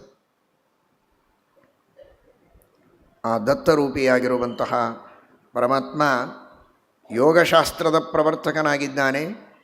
ಉತ್ತಮವಾದಂತಹ ಆ ದತ್ತಾತ್ರೇಯನಿಂದ ಉಪದಿಷ್ಟವಾದಂತಹ ಯೋಗಶಾಸ್ತ್ರ ಅದು ಅಪರೋಕ್ಷ ಜ್ಞಾನ ಸಾಧನ. ಅದರಿಂದ ಮೋಕ್ಷವನ್ನೇ ಪಡೆಯಬಹುದು. ಅಂತಹ ಶುದ್ಧವಾದ ಪ್ರಮಾಣಭೂತವಾದಂತಹ ಶ್ರೇಷ್ಠವಾದ ಯೋಗಶಾಸ್ತ್ರವನ್ನು ಉಪದೇಶ ಮಾಡಿದ್ದಾನೆ ಕಾರ್ತವೀರ್ಯಾರ್ಜುನಾದಿಗಳಿಗೆ. ಅವನು ವಿಷ್ಣು ಭಕ್ತ. ಕಾರ್ತವೀರ್ಯಾರ್ಜುನ 19ನೇ ಕಕ್ಷೆಯಲ್ಲಿ ಬರ್ತಾನೆ. ಕರ್ಮಜ ದೇವತೆ ಅವನಿಗೆ ಉಪದೇಶ ಮಾಡಿದ್ದಾನೆ. ಅಲರ್ಕ ಮೊದಲಾದ ಕೆಲವು ಜನರಿಗೆ ತರ್ಕಶಾಸ್ತ್ರವನ್ನು, ಬ್ರಹ್ಮತರ್ಕವನ್ನು ಕೂಡ ದತ್ತಾತ್ರೇಯ ಉಪದೇಶ ಮಾಡಿದ್ದಾನೆ. ಜ್ಞಾನಾವತಾರ ಅದು. ಯೋಗಶಾಸ್ತ್ರವನ್ನು, ಶುದ್ಧ ತರ್ಕಶಾಸ್ತ್ರವನ್ನು, ಬ್ರಹ್ಮತರ್ಕವನ್ನು ಉಪದೇಶ ಮಾಡಿದಂತಹ ಮಹಾನುಭಾವ ದತ್ತಾತ್ರೇಯ ರೂಪಿಯಾಗಿರುವಂತಹ ಪರಮಾತ್ಮ ಎಂಬುದಾಗಿ ಎಲ್ಲರೂ ಚೆನ್ನಾಗಿ ತಿಳಿಯಬೇಕು. ದತ್ತಾತ್ರೇಯ ಭಗವಾನ ಕೀ. ಅಂತಹ ಮಹಾನುಭಾವ. ಇನ್ನು ಬ್ರಹ್ಮದೇವರು, ಬ್ರಹ್ಮಾಂತರ್ಯಾಮಿಯಾಗಿರುವಂತಹ ಬ್ರಹ್ಮರೂಪಿಯಾದಂತಹ ಪರಮಾತ್ಮ, ಆ ಭಗವಂತನ ಸಂಕಲ್ಪ ಪ್ರತ್ಯೇಕ ಅವತಾರವನ್ನು ಮಾಡುವಂತಿಲ್ಲ. ಆ ಬ್ರಹ್ಮನ ಅಂತರ್ಯಾಮಿಯಾದ ಪರಮಾತ್ಮ ಬ್ರಹ್ಮನ ಜೊತೆಗೇ ಬರಬೇಕು. ಆದರೆ ಬ್ರಹ್ಮನಿಗೆ ಪ್ರತ್ಯೇಕ ಅವತಾರ ಇಲ್ಲ. ಹಾಗಾದರೆ ಅಂತರ್ಯಾಮಿಯಾದ ಪರಮಾತ್ಮನೂ ಪ್ರತ್ಯೇಕ ಅವತಾರ ಮಾಡೋದಿಲ್ಲ. ಇನ್ನೊಬ್ಬರಲ್ಲಿ ಆವೇಶವನ್ನು ಮಾತ್ರ ಮಾಡ್ತಾನೆ. ಬ್ರಹ್ಮಣೋ ನಾವತಾರೋಸ್ತಿ ಸನ್ನಿಧಾನಂತು ಕೇವಲಂ. ಬ್ರಹ್ಮದೇವರಿಗೆ ಅವತಾರಗಳಿಲ್ಲ, ಕೇವಲ ಸನ್ನಿಧಾನ ಮಾತ್ರ ಎಂಬುದಾಗಿ ಶಾಸ್ತ್ರದಲ್ಲಿ ತಿಳಿಸಿಕೊಟ್ಟಿದ್ದಾರೆ ಪ್ರಮಾಣ ವಚನಗಳಲ್ಲಿ. ಶ್ರೀಮದ್ ಆಚಾರ್ಯರು ಅದನ್ನು ಭಾಗವತ ತಾತ್ಪರ್ಯದಲ್ಲಿ ನಿರೂಪಣೆ ಮಾಡ್ತಾರೆ. ಅಂತಹ ಬ್ರಹ್ಮದೇವರು ಚಂದ್ರನಲ್ಲಿ ಪ್ರವೇಶ ಮಾಡುತ್ತಾರೆ. ಸೋಮೋಭೂತ್ ಬ್ರಹ್ಮಣೋಂಶೇನ. ಚಂದ್ರ ಆ ದತ್ತಾತ್ರೇಯನ ನಂತರ ಅಲ್ಲಿ ಅತ್ರಿ ಋಷಿಗಳಿಂದ ಅನಸೂಯಾದೇವಿಯಲ್ಲಿ ಅವತಾರ ಮಾಡ್ತಾನೆ. ಆ ಸೋಮನಲ್ಲಿ ಬ್ರಹ್ಮದೇವರು ವಿಶೇಷವಾಗಿ ಸನ್ನಿಹಿತರಾಗ್ತಾರೆ, ತಮ್ಮ ಸನ್ನಿಧಾನವನ್ನು ಇಡ್ತಾರೆ. ಇನ್ನು ರುದ್ರದೇವರು ರುದ್ರಾಂತರ್ಯಾಮಿಯಾದಂತಹ ರುದ್ರದೇವರ ಜೊತೆಗೆ ಅವತಾರವನ್ನು ಮಾಡುತ್ತಾನೆ. ಅವರೇ ದೂರ್ವಾಸರು, ಮಹಾಜ್ಞಾನಿಗಳು, ವಿರಕ್ತ ಶಿಖಾಮಣಿಗಳು, ಜ್ಞಾನಿವರೇಣ್ಯರು, ಸನ್ಯಾಸಿಗಳು, ದೂರ್ವಾಸರು. ಅಂತಹ ದೂರ್ವಾಸರಾಗಿ ರುದ್ರದೇವರು ಅವತಾರ ಮಾಡುತ್ತಾರೆ ಎಂಬುದಾಗಿ ತಿಳಿಸಿಕೊಡ್ತಾರೆ. ಅವರೆಲ್ಲರ ವಿಶೇಷವಾದಂತಹ ಸ್ಮರಣೆಯನ್ನು ನಾವು ಮಾಡಬೇಕು. ಬ್ರಹ್ಮದೇವರ ಸನ್ನಿಧಾನದಿಂದ ಕೂಡಿದ ಸೋಮನ ಅನುಗ್ರಹವೂ ನಮಗೆ ಬೇಕು. ಮನೋಭಿಮಾನಿ ಚಂದ್ರ, ಆ ಮನೋಭಿಮಾನಿಯಾಗಿರುವಂತಹ ಚಂದ್ರನ ಅನುಗ್ರಹದಿಂದ ನಮ್ಮ ಮನಸ್ಸು ಯಾವಾಗಲೂ ಸನ್ಮಾರ್ಗದಲ್ಲಿರಬೇಕು. ಯಜ್ಞ ಸಾಧನವಾದ ಅನೇಕ ಸಾಧನ ಸಂಭಾರಗಳನ್ನೆಲ್ಲ ನಾವು ಒಂದು ಕಡೆಗೆ ಸೇರಿಸಿಕೊಂಡು ದೇವರ ಪೂಜಾ ಸಾಮಗ್ರಿಗಳನ್ನು ಸೇರಿಸಿ ಭಕ್ತಿಯಿಂದ ದೇವರ ಪೂಜೆ ಮಾಡಬೇಕು. ಯಜ್ಞ ಸಾಧನಗಳನ್ನೆಲ್ಲ ಸಂಗ್ರಹಿಸಿ ಯಜ್ಞವನ್ನು ಮಾಡಬೇಕು. ಆ ಸಾಧನ ಸಂಭಾರ ಸಲಕರಣೆಗಳನ್ನು ಸಂಗ್ರಹ ಮಾಡುವ ಒಂದು ಉತ್ಸುಕತೆ, ಶ್ರದ್ಧೆ ಉಂಟಲ್ಲ, ಅದನ್ನು ಚಂದ್ರ ಕೊಡ್ತಾನೆ ಅಂತ ಐತರೆಯ ಭಾಷ್ಯದಲ್ಲಿ ಶ್ರೀಮದಾಚಾರ್ಯರು ತಿಳಿಸ್ತಾರೆ. ಮನಸ್ಸು ಪರಮಾತ್ಮನಲ್ಲಿ ನೆಲೆಸುವಂತೆ ಮಾಡುವವನು ಕೂಡ ಚಂದ್ರ. ಅಂತಹ ಚಂದ್ರನ ಒಂದು ವಿಶೇಷವಾದ ಅನುಗ್ರಹ. ಓಷಧಿ ವನಸ್ಪತಿಗಳಿಗೂ ರಾಜ, ಬ್ರಾಹ್ಮಣರಿಗೂ ರಾಜ ಚಂದ್ರ ಎಂಬುದಾಗಿ ತಿಳಿಸಿಕೊಟ್ಟಿದ್ದಾರೆ. ಉತ್ತಮವಾದ ಬ್ರಾಹ್ಮಣ್ಯವನ್ನೂ ನಮಗೆ ನೀಡಲಿ, ಓಷಧಿ ವನಸ್ಪತಿಗಳನ್ನು ಚೆನ್ನಾಗಿ ಹುಟ್ಟಿಸಿ ಒಳ್ಳೆಯ ಆಹಾರ ವಿಹಾರಗಳನ್ನು ಮಾಡಿ ಆರೋಗ್ಯವಂತರಾಗುವಂತೆಯೂ ಆ ಸೋಮ ನಮಗೆ ಅನುಗ್ರಹಿಸಲಿ, ಸಾಧನ ಸಂಭಾರಗಳನ್ನು ಸಂಗ್ರಹಿಸಿ ಯಜ್ಞಯಾಗಾದಿ ಪುಣ್ಯಕರ್ಮಗಳನ್ನು ಮಾಡುವುದಕ್ಕೂ ನಮಗೆ ಶ್ರದ್ಧೆಯನ್ನು ನೀಡಲಿ ಅಂತ ಸೋಮನಲ್ಲಿ ಪ್ರಾರ್ಥನೆಯನ್ನು ಮಾಡಬೇಕು. ಇನ್ನು ದುರ್ವಾಸರು, ರುದ್ರದೇವರು ಉತ್ತಮವಾದಂತಹ ಪರಮಹಂಸ ಧರ್ಮವನ್ನು, ಸನ್ಯಾಸ ಧರ್ಮಗಳನ್ನು ಪರಿಪಾಲನೆ ಮಾಡುವ ಯೋಗವನ್ನು ಸನ್ಯಾಸಿಗಳಿಗೆ, ಉಳಿದೆಲ್ಲರಿಗೂ ಉತ್ತಮವಾದ ಜ್ಞಾನವನ್ನು, ಶಕ್ತಿಯನ್ನು, ಭಗವಂತನ ಸೇವೆಯನ್ನು ಮಾಡುವ ಸೌಭಾಗ್ಯವನ್ನು ಅವರು ಕರುಣಿಸಲಿ ಎಂಬುದಾಗಿ ದುರ್ವಾಸರಲ್ಲಿ ನಾವು ಪ್ರಾರ್ಥನೆಯನ್ನು ಮಾಡಬೇಕು. ಆ ದುರ್ವಾಸರ ಮಹಿಮೆಯನ್ನು ಬೇಕಾದಷ್ಟು ನೀವು ಕೇಳಿದ್ದೀರಿ. ಕುಂತಿಗೆ ವರ ಕೊಟ್ಟವರೇ ದುರ್ವಾಸರು, ಮಂತ್ರೋಪದೇಶ ಮಾಡಿದವರೇ ದುರ್ವಾಸರು, ಅವರ ಕೊಟ್ಟ ಮಂತ್ರಗಳಿಂದ ಅವತಾರ ಮಾಡಿದವರೇ ಪಂಚಪಾಂಡವರು. ಅಂತಹ ಉತ್ತಮವಾದ ದೇವತಾ ಸಂತಾನ ಆಗಿ, ಕೌರವರ ಉಪಶಮನ ಆಗಿ, ಭೂಭಾರ ಹರಣ ಆಗಿ, ಧರ್ಮದ ಸ್ಥಾಪನೆಯನ್ನು ಮಾಡುವುದರ ಹಿನ್ನೆಲೆಯಲ್ಲಿ ದುರ್ವಾಸರ ಪಾತ್ರ ಇದೆ. ಅಂತಹ ಮಹಾನುಭಾವರು ಅವರೇ ಇನ್ನೊಂದು ರೂಪದಿಂದ ಶುಕಾಚಾರ್ಯರಾಗಿ ಶ್ರೀಮದ್ಭಾಗವತವನ್ನು ಉಪದೇಶ ಮಾಡುತ್ತಾ ಇದ್ದಾರೆ. ಅಂತಹ ದುರ್ವಾಸರು. ಇನ್ನು ದತ್ತಾತ್ರೇಯನ ಬಗ್ಗೆ ಕೇಳಿದಿರಿ. ಅಂತಹ ಜ್ಞಾನಾವತಾರನಾದ ಆ ದತ್ತಾತ್ರೇಯ ಉತ್ತಮವಾದ ಯೋಗಶಾಸ್ತ್ರದ ತಿಳುವಳಿಕೆ, ಬ್ರಹ್ಮತರ್ಕದ ತಿಳುವಳಿಕೆಯನ್ನು ಕೊಟ್ಟು ಆ ಪ್ರಮಾಣಶಾಸ್ತ್ರಗಳ ಮೂಲಕ ಭಗವಂತನ ಮಹಿಮೆಯನ್ನು ತಿಳಿಯುವಂತೆ, ಯೋಗಾಭ್ಯಾಸವನ್ನು ಮಾಡಿ ಭಗವಂತನ ಧ್ಯಾನವನ್ನು ಮಾಡುವಂತೆ ದತ್ತಾತ್ರೇಯ ಅನುಗ್ರಹ ಮಾಡಲಿ ಎಂಬುದಾಗಿ ನಾವು ಪ್ರಾರ್ಥನೆಯನ್ನು ಮಾಡಬೇಕು. ಆಮೇಲೆ ಅಂಗಿರಸ್ ಎಂಬಂತಹ ಋಷಿಗೆ ಶ್ರದ್ಧಾ ಅನ್ನುವ ತನ್ನ ಮಗಳನ್ನು ಕೊಟ್ಟು ಕರ್ದಮ ಪ್ರಜಾಪತಿಗಳು ಮದುವೆ ಮಾಡಿದ್ದಾರೆ. ಆ ಅಂಗಿರಸ್ ಎಂಬಂತಹ ಋಷಿಗಳಿಂದ ಸಿನಿವಾಲಿ, ರಾಕ, ಕುಹು, ಅನುಮತಿ, ಉಚಥ್ಯ, ಬೃಹಸ್ಪತಿ 4 ಜನ ಹೆಣ್ಣು ಮಕ್ಕಳು, 2 ಗಂಡು ಮಕ್ಕಳು ಹುಟ್ಟಿದ್ದಾರೆ. ಶುಕ್ಲ ಚತುರ್ದಶಿ, ಪ್ರತಿಯೊಂದು ಮಾಸದ ತಿಂಗಳಿನ ಶುಕ್ಲ ಪಕ್ಷ ಚತುರ್ದಶಿಗೆ ಅಭಿಮಾನಿನಿ ದೇವತೆ ಸಿನಿವಾಲಿ, ಅದರಂತೆ ಪೌರ್ಣಿಮಕ್ಕೆ ಅಭಿಮಾನಿ ದೇವತೆ ರಾಕ, ಕೃಷ್ಣ ಪಕ್ಷದ ಶುಕ್ಲ ಪಕ್ಷದ ಚತುರ್ದಶಿಗೆ ಅನುಮತಿ, ಶುಕ್ಲ ಪಕ್ಷದ ಪೌರ್ಣಿಮೆಗೆ ರಾಕ, ಕೃಷ್ಣ ಪಕ್ಷ ಚತುರ್ದಶಿಗೆ ಸಿನಿವಾಲಿ, ಅಮಾವಾಸ್ಯೆಗೆ ಕುಹು ಅನ್ನುವ ಅಭಿಮಾನಿ. 4 ತಿಥಿಗಳಿಗೆ ಅಭಿಮಾನಿನಿಯರಾದ 4 ಹೆಣ್ಣು ಮಕ್ಕಳನ್ನು ಪಡೆದಿದ್ದಾರೆ ಅಂಗಿರಸ್ ಎಂಬಂತಹ ಋಷಿಗಳು ಶ್ರದ್ಧಾ ಅನ್ನುವವಳಲ್ಲಿ. ಅನ್ನೋದಕ್ಕಾಗೇ ಶ್ರದ್ಧೆಯಿಂದ ಆ ತಿಥಿಗಳಲ್ಲಿ ವಿಶೇಷವಾಗಿ ಯಜ್ಞಗಳನ್ನು ಇಷ್ಟಿಗಳನ್ನು ಮಾಡಬೇಕು. ಪೌರ್ಣಮಾಸೇಷ್ಟಿ, ಅಮಾವಾಸ್ಯ ಇಷ್ಟಿಗಳನ್ನು, ಅಗ್ನಿಹೋತ್ರವನ್ನು ಮಾಡತಕ್ಕಂಥವರು ಆ ಇಷ್ಟಿಗಳನ್ನು ಆ ತಿಥಿಗಳಲ್ಲಿ ಹಾಗೂ ಹಿಂದೆ ಮುಂದೆ ಮಾಡಬೇಕಾದದ್ದನ್ನೆಲ್ಲ ಪೂರ್ವಾಂಗಗಳನ್ನು ಮಾಡಿಕೊಂಡು ಆ ತಿಥಿಗಳಲ್ಲಿ ಶ್ರದ್ಧೆಯಿಂದ ಯಜ್ಞ ಮಾಡಬೇಕು ಅನ್ನುವುದರ ಸೂಚನೆ. ಶ್ರದ್ಧೆಯ ಮಕ್ಕಳಾಗಿ ಆ 4 ತಿಥಿಗಳ ಅಭಿಮಾನಿ ದೇವತೆಗಳು. ಮತ್ತು ಅಮಾವಾಸ್ಯ ದಿನ ಶ್ರಾದ್ದವನ್ನೂ ಮಾಡಬೇಕಲ್ಲ. ಅಮಾವಾಸ್ಯ ಇದು ಪಿತೃಗಳ ತರ್ಪಣದ ದಿನ. ಶ್ರದ್ಧೆಯಿಂದ ಮಾಡಬೇಕಾದ ಶ್ರಾದ್ದ ಅಮಾವಾಸ್ಯೆಯ ದಿನ. ಆ ಅಮಾವಾಸ್ಯೆಗೆ ಅಭಿಮಾನಿನಿಯಾದ ಕುಹೂ ಎಂಬ ದೇವತೆಯ ತಾಯಿ ಅವಳು ಶ್ರದ್ಧಾ. ಶ್ರದ್ಧೆಯಿಂದ ಮಾಡಬೇಕಾದ ಶ್ರಾದ್ದ ಅಮಾವಾಸ್ಯೆಯ ದಿನ ಮಾಡೋದು. ಎಷ್ಟು ಚೆನ್ನಾಗಿ ಸಾಂಕೇತಿಕವಾಗಿ ಆ ಎಲ್ಲ ಶಬ್ದಗಳನ್ನು ಹೊಂದಿಸಿ ಹೆಸರನ್ನು ಇಟ್ಟಿದ್ದಾರೆ ಅಂತ ನಾವು ಅರ್ಥ ಮಾಡಿಕೊಳ್ಳಬಹುದು. ಈ ರೀತಿ ಮರೀಚಿ, ಅತ್ರಿ, ಅಂಗಿರಸ್, ಪುಲಸ್ತ್ಯ. ಪುಲಸ್ತ್ಯರಿಗೆ ಹವಿರ್ಭೂ ಅನ್ನುವ ಮಗಳನ್ನು ಕೊಟ್ಟು ಮದುವೆ ಮಾಡಿದ್ದಾರೆ. ಆ ಹವಿರ್ಭೂಳಲ್ಲಿ ಪುಲಸ್ತ್ಯರಿಂದ ಅನೇಕ ಮಕ್ಕಳು ಹುಟ್ಟಿದ್ದಾರೆ. ಅಲ್ಲಿ ರಾವಣ, ಕುಂಭಕರ್ಣ ಇವರೆಲ್ಲ ಅಲ್ಲಿ ಪುಲಸ್ತ್ಯರಿಂದ ಮೊದಲು ಅಗಸ್ತ್ಯರು ಹುಟ್ಟುತ್ತಾರೆ. ವಿಶ್ರವಸ್ ಅನ್ನುವ ಋಷಿ ಹುಟ್ಟುತ್ತಾನೆ. ಅಗಸ್ತ್ಯರೇ ಮುಂದೆ ಅನೇಕ ಅಗ್ನಿಗಳಲ್ಲಿ 45 ಜನ ಅಗ್ನಿಗಳು ಹುಟ್ಟುತ್ತಾರೆ ಅಂತ ಮುಂದೆ ಬರ್ತದೆ. ಅದರಲ್ಲಿ ಒಬ್ಬ ದಭ್ರ ಎಂಬ ಹೆಸರಿನ ಅಗ್ನಿಯೂ ಆಗಿ ಅಗಸ್ತ್ಯರು ಮತ್ತೆ ಹುಟ್ಟಿ ಬರ್ತಾರೆ. ಇನ್ನು ವಿಶ್ರವಸ್ ಎಂಬ ಋಷಿ, ಆ ವಿಶ್ರವಸ್ಸನಿಗೆ ಇಡಿಬಿಲ ಅಂತ ಒಬ್ಬಳು ಹೆಂಡತಿ, ಕೇಶಿನಿ ಅಂತ ಇನ್ನೊಬ್ಬ ಹೆಂಡತಿ. ಇಡಿಬಿಲಾಳಲ್ಲಿ ಹುಟ್ಟಿದವನೇ ಐಡಿಬಿಲ, ಅಂದರೆ ಅವನೇ ಕುಬೇರ. ಎಲ್ಲರಿಗೆ ಬೇಕಾದ ಹಣ, ಧನ, ಸಂಪತ್ತಿನ ದೇವತೆ. ಬೇಕಾದಷ್ಟು ಮನೆ ತುಂಬ ಸಂಪತ್ತಿರಬೇಕು, ಆಫೀಸಲ್ಲಿ ಸಂಪತ್ತಿರಬೇಕು, ಯಥೇಷ್ಟವಾಗಿ ಸಂಪತ್ತು ಬೇಕು ಅನ್ನುವವರು ವಿಶೇಷವಾಗಿ ಕುಬೇರನ ಸ್ಮರಣೆಯನ್ನು ಮಾಡ್ತಾರೆ, ಕುಬೇರನ ಪೂಜೆಯನ್ನು ಮಾಡ್ತಾರೆ. ಆದರೆ ಆ ಸಂಪತ್ತು ಧರ್ಮಕ್ಕೆ ಉಪಯೋಗಿಯಾಗಬೇಕು, ಭಗವಂತನ ದರ್ಶನಕ್ಕೆ, ಅನುಗ್ರಹಕ್ಕೆ ಅದು ಸಾಧನ ಆಗಬೇಕು. ಆ ರೀತಿ ಹಣದ ವಿನಿಯೋಗ ಆಗಬೇಕು ಅಂತ ಭಾಗವತ ಹೇಳ್ತದೆ. ಧನಂ ಹಿ ಧರ್ಮೈಕ ಫಲಂ. ಧರ್ಮ ಸಾಧನವಾದ ಧನವೇ ನಿಜವಾದ ಧನ. ಅಂತಹ ಧನವನ್ನು ಆ ಕುಬೇರ ಕರುಣಿಸಲಿ ಅಂತ ಎಲ್ಲರೂ ಕೂಡ ಪ್ರಾರ್ಥನೆಯನ್ನು ಮಾಡಬೇಕು. ಭಗವಂತನ ಪ್ರೀತಿಗೆ ಸಾಧನವಾದ, ಭಗವದ್ ದರ್ಶನಕ್ಕೆ ಸಾಧನವಾದ ಸಂಪತ್ತನ್ನು ಕೊಡಬೇಕು ಅಂತ ಸತ್ಯಪ್ರಿಯ ತೀರ್ಥರು ಶ್ರೀಮಠ್ ಟೀಕಾಕೃತ್ಪಾದರಿಗೆ ಪ್ರಾರ್ಥನೆ ಮಾಡುವಾಗ ಲಕ್ಷ್ಮೀಂ ನಃ ಕಲಯೇ ಜಯಿ ಸುಚಿರಂ ಅಧ್ಯಕ್ಷೀಕೃತ ಕ್ಷೋಭಣಾಂ.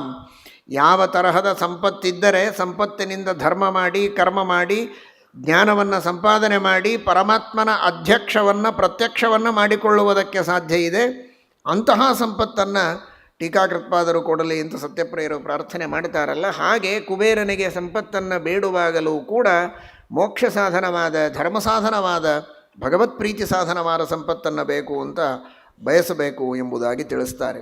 ಅಂತಹ ಕುಬೇರನಿಗೆ ಜನ್ಮವನ್ನು ಕೊಟ್ಟಿದ್ದಾರೆ ವಿಶ್ರವಸ್ ಎಂಬ ಋಷಿಗಳು ಇಡಬಿಲ ಅನ್ನುವ ತನ್ನ ಹೆಂಡತಿಯಲ್ಲಿ. ಇನ್ನೊಬ್ಬಳು ಕೇಶಿನಿ.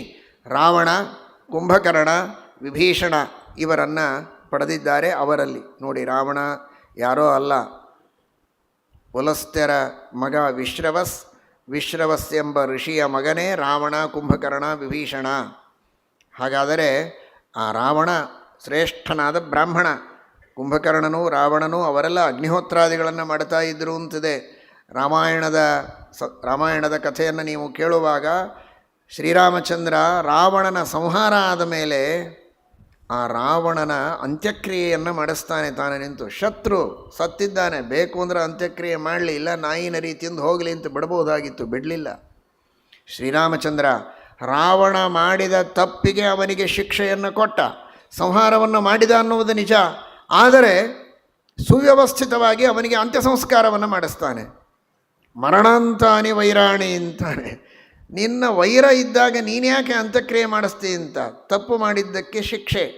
ಆ ವೈರ ಇದು ಜೀವಕ್ಕೆ ಸಂಬಂಧಪಟ್ಟಂತೆ ಅಲ್ಲ, ಮರಣಾಂತಾನಿ ವೈರಾಣಿ ಅಂತ ಆ ಸಂಸ್ಕಾರವನ್ನು ಕೂಡ ಸೃಕ್ಸ್ರುವಾದಿಗಳನ್ನೆಲ್ಲ ಬೇರೆ ಬೇರೆ ಅಂಗಗಳ ಮೇಲೆ ಇಟ್ಟು ಯಾವ ಕ್ರಮದಲ್ಲಿ ಒಬ್ಬ ಅಗ್ನಿಹೋತ್ರವನ್ನು ಇಟ್ಟುಕೊಂಡ ಬ್ರಾಹ್ಮಣನಿಗೆ ಸಂಸ್ಕಾರ ಆಗಬೇಕೋ ಹಾಗೆ ರಾವಣನಿಗೆ ಸಂಸ್ಕಾರ ಮಾಡಿಸಿದ್ದನ್ನು ರಾಮಾಯಣ ಉಲ್ಲೇಖ ಮಾಡುತ್ತದೆ. ಆ ರೀತಿಯಾಗಿ ಆ ರಾವಣ ಕುಂಭಕರ್ಣರನ್ನು ಜಯ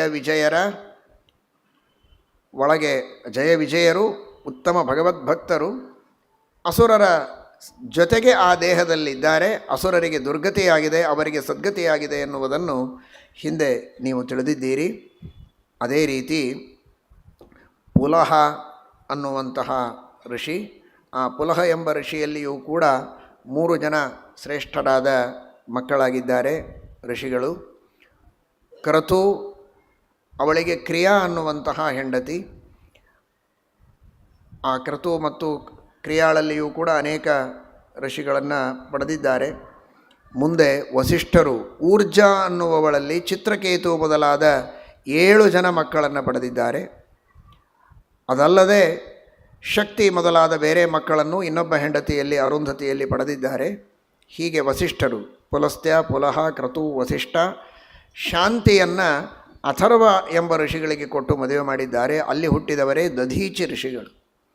ತಮ್ಮ ಅಸ್ಥಿಗಳನ್ನು ದೇವತೆಗಳ ಅಪೇಕ್ಷೆಯಂತೆ ಅವರಿಗೆ ಸಮರ್ಪಣೆಯನ್ನು ಮಾಡಿ ಆತ್ಮಾರ್ಪಣವನ್ನು ಮಾಡಿಕೊಂಡಂತಹ ಮಹಾವಿರಕ್ತ ಶಿಖಾಮಣಿಗಳು, ದೇಹಾಭಿಮಾನವನ್ನು ಬಿಟ್ಟವರು ದಧೀಚಿ ಋಷಿಗಳು. ಈ ಅಥರ್ವ ಎಂಬ ಋಷಿಯಿಂದಲೇ ಹುಟ್ಟಿ ಬಂದವರು ಎಂಬುದಾಗಿ ತಿಳಿಸಿಕೊಡ್ತಾರೆ. ಅದಾದ ಮೇಲೆ ಭೃಗು ಎಂಬ ಋಷಿಗೆ ಖ್ಯಾತಿ ಎಂಬ ಮಗಳನ್ನು ಕೊಟ್ಟು ಮದುವೆ ಮಾಡುತ್ತಾನೆ. ಅಲ್ಲಿ ಧಾತ ವಿಧಾತ ಅಂತ 2 ಮಕ್ಕಳು, ಒಬ್ಬಳು ಹೆಣ್ಣು ಮಗಳು, ಅವಳೇ ಸಾಕ್ಷಾತ್ ಮಹಾಲಕ್ಷ್ಮೀ ದೇವಿ. ಭಾರ್ಗವಿ ಅಂತ ಕರೀತಾರೆ. ಭಾರ್ಗವಿ ಲೋಕಜನನಿ ಕ್ಷೀರಸಾಗರ ಕನ್ಯಕಾ.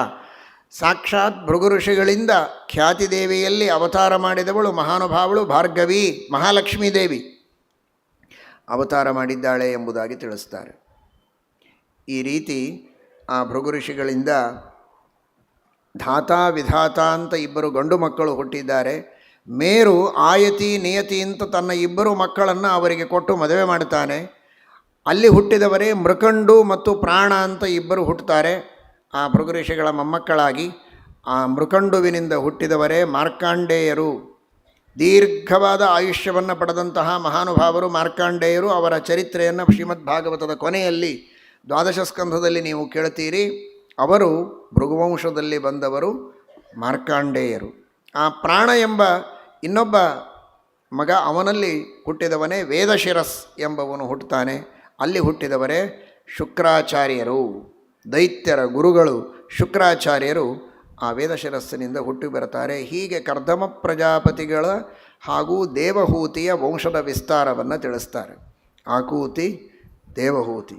ಇನ್ನು 3ನೆಯ ಮಗಳು ಪ್ರಸೂತಿ. ಕರ್ದಮ ಪ್ರಜಾಪತಿಗಳ ಸ್ವಯಂಭುವ ಮನುವಿನ 3ನೆಯ ಮಗಳು ಪ್ರಸೂತಿ ಅಂತ. ಆ ಪ್ರಸೂತಿ ತಾರತಮ್ಯದಲ್ಲಿ 15ನೆಯ ಕಕ್ಷೆಯಲ್ಲಿ ಬರ್ತಾಳೆ. ಭೃಗು ಋಷಿಗಳು ಇದೀಗ ಕೇಳಿದಿರಿ, ಅವರು 15ನೆಯ ಕಕ್ಷೆ. ಪ್ರಸೂತಿ 15ನೆಯ ಕಕ್ಷೆಯಲ್ಲಿ ಬರ್ತಾಳೆ. ಅಗ್ನಿ ಅವನು 15ನೆಯ ಕಕ್ಷೆಯಲ್ಲಿ ಬರ್ತಾನೆ. ಅಂತಹ ದೊಡ್ಡ ಸ್ಥಾನವನ್ನು ಪಡೆದುಕೊಂಡಂತಹ ಮಹಾನುಭಾವಳು ಅವಳು ಆಕೂತಿ, ಪ್ರಸೂತಿ. ಆ ಪ್ರಸೂತಿಯಲ್ಲಿ 16 ಜನ ಹೆಣ್ಣು ಮಕ್ಕಳನ್ನು ಪಡೀತಾನೆ ದಕ್ಷ ಪ್ರಜಾಪತಿ. 16 ಜನರಲ್ಲಿ 13 ಜನರನ್ನು ಯಮಧರ್ಮನಿಗೆ ಕೊಟ್ಟು ಮದುವೆ ಮಾಡುತ್ತಾನೆ. ಇನ್ನು ಒಬ್ಬಳನ್ನು ಪಿತೃಗಳಿಗೆ, ಒಬ್ಬಳನ್ನು ಸತಿಯನ್ನು ಸ್ವಾಹ ಅವಳನ್ನು ಅಗ್ನಿಗೆ, ಸ್ವಧಾಳನ್ನು ಪಿತೃಗಳಿಗೆ, ಸತೀದೇವಿಯನ್ನು ರುದ್ರದೇವರಿಗೆ ಕೊಟ್ಟು ಮದುವೆ ಮಾಡುತ್ತಾನೆ ದಕ್ಷ ಪ್ರಜಾಪತಿ ಎಂಬುದಾಗಿ ಕಥೆಯನ್ನು ತಿಳಿಸ್ತಾರೆ. ಆ 13 ಜನ ಶ್ರದ್ಧಾ, ಮೈತ್ರಿ, ದಯಾ, ಶಾಂತಿ, ತುಷ್ಟಿ, ಪುಷ್ಟಿ, ಕ್ರಿಯಾ, ಉನ್ನತಿ. ಆ ಹೆಸರುಗಳು ಎಷ್ಟು ಚೆನ್ನಾಗಿವೆ ನೋಡಿ. 13 ಜನ ಮಕ್ಕಳನ್ನು ಕೊಡ್ತಾಳೆ. ಅದರಲ್ಲಿ ಶ್ರದ್ಧಾ ಯಮಧರ್ಮನ ಹೆಂಡಂದಿರು ಎಲ್ಲರೂ ಕೂಡ ಶ್ರದ್ಧಾ ಅನ್ನುವವಳು, ಅವಳು ಯಾರನ್ನು ಪಡೀತಾಳೆ ಅಂದರೆ ಶ್ರದ್ಧಾಸೂತ ಅಭಯಂ. ಶ್ರೇಷ್ಠವಾದಂತಹ ಧರ್ಮ ಹಾಗೂ ಶ್ರದ್ಧೆ ಇವುಗಳು ಕೂಡಿದರೆ ಏನಾಗುತ್ತೆ ಎನ್ನುವುದನ್ನು ಭಾಗವತ ನಮಗೆ ತಿಳಿಸ್ತದೆ. ಶ್ರದ್ಧಾ ಇವಳು ಧರ್ಮನನ್ನು ಮದುವೆಯಾದಳು, ಮಕ್ಕಳನ್ನು ಪಡೆದಳು ಅಂತ. ಏನು ಮಕ್ಕಳನ್ನು ಪಡೆದಳು ಅಂತ?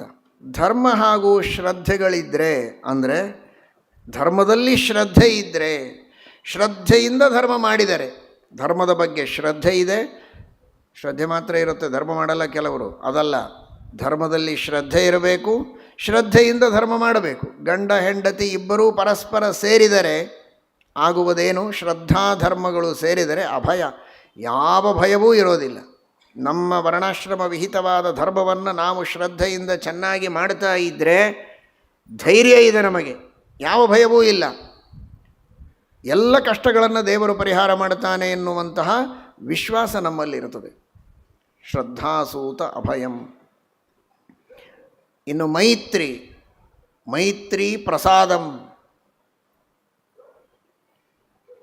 ಮೈತ್ರಿ ಇದ್ದರೆ ಯಾವಾಗಲೂ ಮನಸ್ಸು ಪ್ರಸನ್ನವಾಗಿರುತ್ತದೆ. ದ್ವೇಷ ಅಸೂಯೆಗಳಿದ್ದರೆ ಮನಸ್ಸು ಕಲುಷಿತವಾಗಿರುತ್ತದೆ. ಮೈತ್ರಿ ಇದ್ದರೆ ಯಾವಾಗಲೂ ಮನುಷ್ಯನಿಗೆ ಪ್ರಸನ್ನತೆ ಇರುತ್ತದೆ ಅಂತ. ಆಮೇಲೆ ದಯಾ, ಇದಾದ ಮೇಲೆ ಶಾಂತಿ. ಶಾಂತಿ ಇದು ಮನುಷ್ಯನಿಗೆ ಸುಖವನ್ನು ಕೊಡುತ್ತದೆ. ಮುದಂ ತುಷ್ಟಿ, ಪುಷ್ಟಿ ಇದ್ದರೆ ಮಾತ್ರ, ದೇಹತಃ ಹಣದಿಂದಲೋ ದೇಹದಿಂದಲೋ ಶಕ್ತಿಯಿಂದಲೋ ಅಧಿಕಾರದಿಂದಲೋ ಪುಷ್ಟಿ ಇದೆ ಅಂತಾದರೆ ಅವನಿಗೆ ಅಹಂಕಾರ ಬರ್ತದಂತೆ. ಪುಷ್ಟಿ ಸ್ಮಯಂ, ಸ್ಮಯಂ ಪುಷ್ಟಿರಸೂಯತ್. ಆದ್ದರಿಂದ ಪುಷ್ಟಿ ಇದು ಇದ್ದರೂ ಕೂಡ ಆ ಪುಷ್ಟಿಯಿಂದ ಬರುವ ಅಹಂಕಾರವನ್ನು ಉಪಶಮನ ಮಾಡುವುದಕ್ಕೆ ಸಜ್ಜನರ ಸಹವಾಸವನ್ನು ಆಗಾಗ ಮಾಡಿ ತನ್ನನ್ನು ತಾನು ನಿಗ್ರಹ ಮಾಡಿಕೊಳ್ಳಬೇಕು. ಬರೀ ಪುಷ್ಟಿ ಇದ್ದರೆ, ಬರೀ ಹಣ ಇದ್ದರೆ, ಬರೀ ಹೊಟ್ಟೆ ತುಂಬ ಊಟ ಇದೆ ಅಂತಾದರೆ ಮನುಷ್ಯನಿಗೆ ಅಹಂಕಾರ ಬರ್ತದೆ, ನಾನು ಸಮಾನ ಯಾರಿಲ್ಲ ಅಂತ. ಸ್ಮಯಂ ಪುಷ್ಟಿರಸೂಯತ್. ಈ ರೀತಿ ವಿವಿಧವಾದಂತಹ ಹೆಣ್ಣು ಮಕ್ಕಳಿಂದ ವಿವಿಧ ಮಕ್ಕಳನ್ನು ಪಡೆದ ಅಂತ ಹೇಳ್ತಾರೆ. ಇನ್ನು ಯೋಗಂ, ಕ್ರಿಯಾ. ಕ್ರಿಯಾ ಅನ್ನುವ ಹೆಂಡತಿ, ಉತ್ತಮವಾದ ಯೋಗ ಸಾಧನೆಯನ್ನು ಮನುಷ್ಯ ತನ್ನ ಕ್ರಿಯಾಶಕ್ತಿಯಿಂದ ಮಾಡ್ತಾನೆ. ಉನ್ನತಿ ದರ್ಪಂ, ಒಳ್ಳೆ ಉನ್ನತಿ ಬಂತು ಅಂದರೆ ಮನುಷ್ಯನಿಗೆ ದರ್ಪ ಬರ್ತದೆ, ಮದ ಬರ್ತದೆ. ಅರ್ಥಂ ಬುದ್ಧಿ ಅಸೂಯತ, ಒಳ್ಳೆ ಬುದ್ಧಿಶಕ್ತಿ ಇದೆ ಅಂದರೆ ಹೇಗೆ ಹಣ ಸಂಪಾದನೆ ಮಾಡಬೇಕು ಅಂತ ದಾರಿಯನ್ನು ಹುಡುಕಿಕೊಂಡು ಹಣವನ್ನು ಸಂಪಾದನೆ ಮಾಡ್ತಾನೆ. ಮೇಧಾ ಸ್ಮೃತಿಂ, ಮೇಧಾ ಎಂಬ ಹೆಂಡತಿಯಲ್ಲಿ ಒಳ್ಳೆಯ ಸ್ಮೃತಿಯನ್ನು, ಕೇಳಿದ್ದನ್ನು ಚೆನ್ನಾಗಿ ಧಾರಣೆ ಮಾಡುವ ಶಕ್ತಿ ಇದ್ದರೆ ಮನುಷ್ಯನಿಗೆ ಸ್ಮರಣ ಶಕ್ತಿ ಚೆನ್ನಾಗಿರ್ತದೆ. ಆ ಮೇಧಾ ಎಂಬ ಹೆಂಡತಿಯಲ್ಲಿ ಸ್ಮೃತಿ ಎಂಬ ಮಗಳನ್ನು ಪಡೆದಿದ್ದಾನಂತೆ ಯಮಧರ್ಮ, ಮೇಧಾ ಸ್ಮೃತಿಂ. ಆಮೇಲೆ ತಿತಿಕ್ಷಾ. ಆ ತಿತಿಕ್ಷಾ ಅನ್ನುವುದು ಮನುಷ್ಯನಿಗೆ ಉತ್ತಮವಾದಂತಹ ಕ್ಷೇಮವನ್ನು ಕೊಡುತ್ತದೆ. ಹ್ರೀ, ನಾಚಿಕೆ ಎನ್ನುವುದು ವಿನಯವನ್ನು ಕೊಡ್ತದಂತೆ. ಪ್ರಶ್ರಯ ಎಂಬ ಮಗನನ್ನು ಪಡೆದಿದ್ದಾನೆ. ಹೀಗೆ ವಿವಿಧ ಹೆಂಡತಿಗಳಲ್ಲಿ ಧರ್ಮ ವಿವಿಧ ಮಕ್ಕಳನ್ನು ಪಡೆದಿದ್ದಾನೆ. ಮುಖ್ಯವಾಗಿ ಮೂರ್ತಿ ಎಂಬ ಹೆಂಡತಿಯಲ್ಲಿ ನರನಾರಾಯಣರನ್ನು ಪಡೆದಿದ್ದಾನೆ ಎಂಬುದಾಗಿ ತಿಳಿಸ್ತಾರೆ. ಸಾಕ್ಷಾತ್ ಭಗವಂತನ ಅವತಾರ ನಾರಾಯಣ, ಶತಕೋಟಿ ವಿಸ್ತೀರ್ಣವಾದಂತಹ ಸಕಲ ಸಜ್ಜನರ ಮೇಲೆ ಅನುಗ್ರಹ ಮಾಡುವುದಕ್ಕಾಗಿ ಬದರಿಕಾಶ್ರಮದಲ್ಲಿ ನಾರಾಯಣ ಪರ್ವತದಲ್ಲಿ ವಿರಾಜಮಾನನಾದವನು ನಾರಾಯಣ, ಸಾಕ್ಷಾತ್ ಭಗವಂತನ ಅವತಾರ. ನರ, ಇವನು ಶೇಷಾವತಾರ. ಭಗವಂತನ ವಿಶೇಷವಾದಂತಹ ಸನ್ನಿಧಾನ ಇದೆ.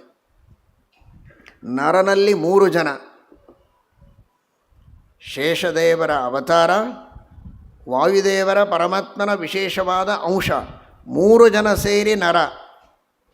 ಅರ್ಜುನನಲ್ಲಿ 4 ಜನ, ಇಂದ್ರ ಒಬ್ಬ ಹೆಚ್ಚಿಗೆ ಬರ್ತಾನೆ, ನರ ಇದ್ದಾನೆ.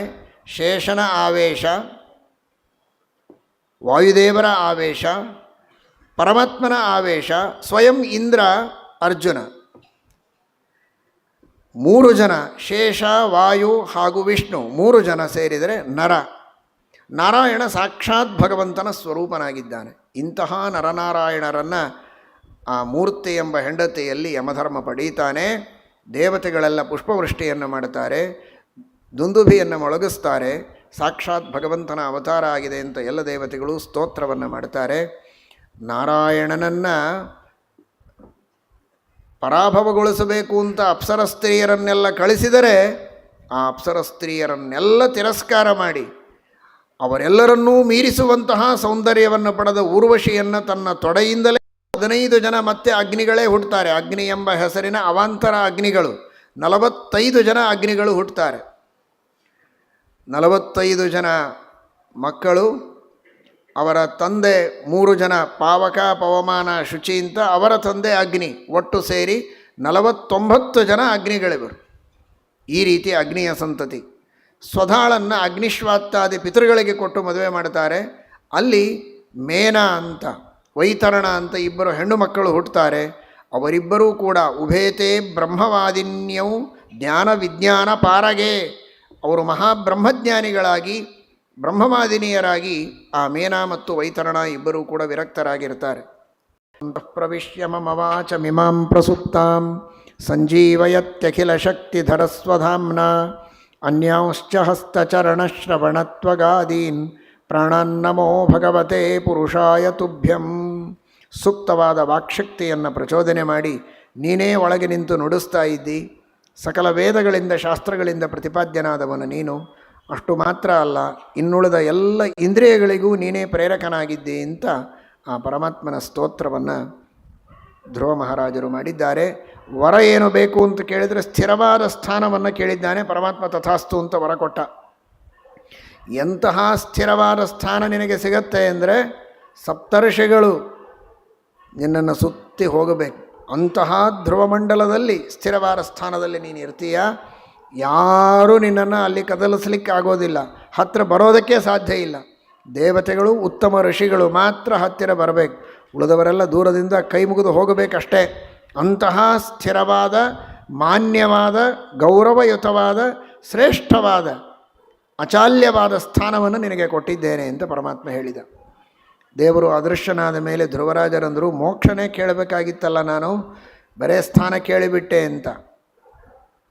ಧ್ರುವರಾಜರು ಕೇಳಿದ್ದು ತಪ್ಪಲ್ಲ ಅಂತ ಶ್ರೀಮದಾಚಾರ್ಯರಂತಾರೆ. ಪರಮಾತ್ಮ ಆ ಸ್ಥಾನದಲ್ಲಿ ಅವರಿರಬೇಕು ಅನ್ನುವುದೇ ಸಂಕಲ್ಪ ಮಾಡಿದ್ದಾನೆ. ದೇವರ ಸಂಕಲ್ಪಕ್ಕೆ ತಕ್ಕಂತೆ, ದೇವರ ಆಜ್ಞೆಯಂತೆ ತಮ್ಮ ಸ್ಥಾನವನ್ನು ತಾವು ಅಲಂಕರಿಸಿ ದೇವರ ಸೇವೆ ಮಾಡುವುದಕ್ಕೆ ಅವರು ಕೇಳಿದ್ದು ಅವರಿಗೆ ಭೂಷಣ ಅದು.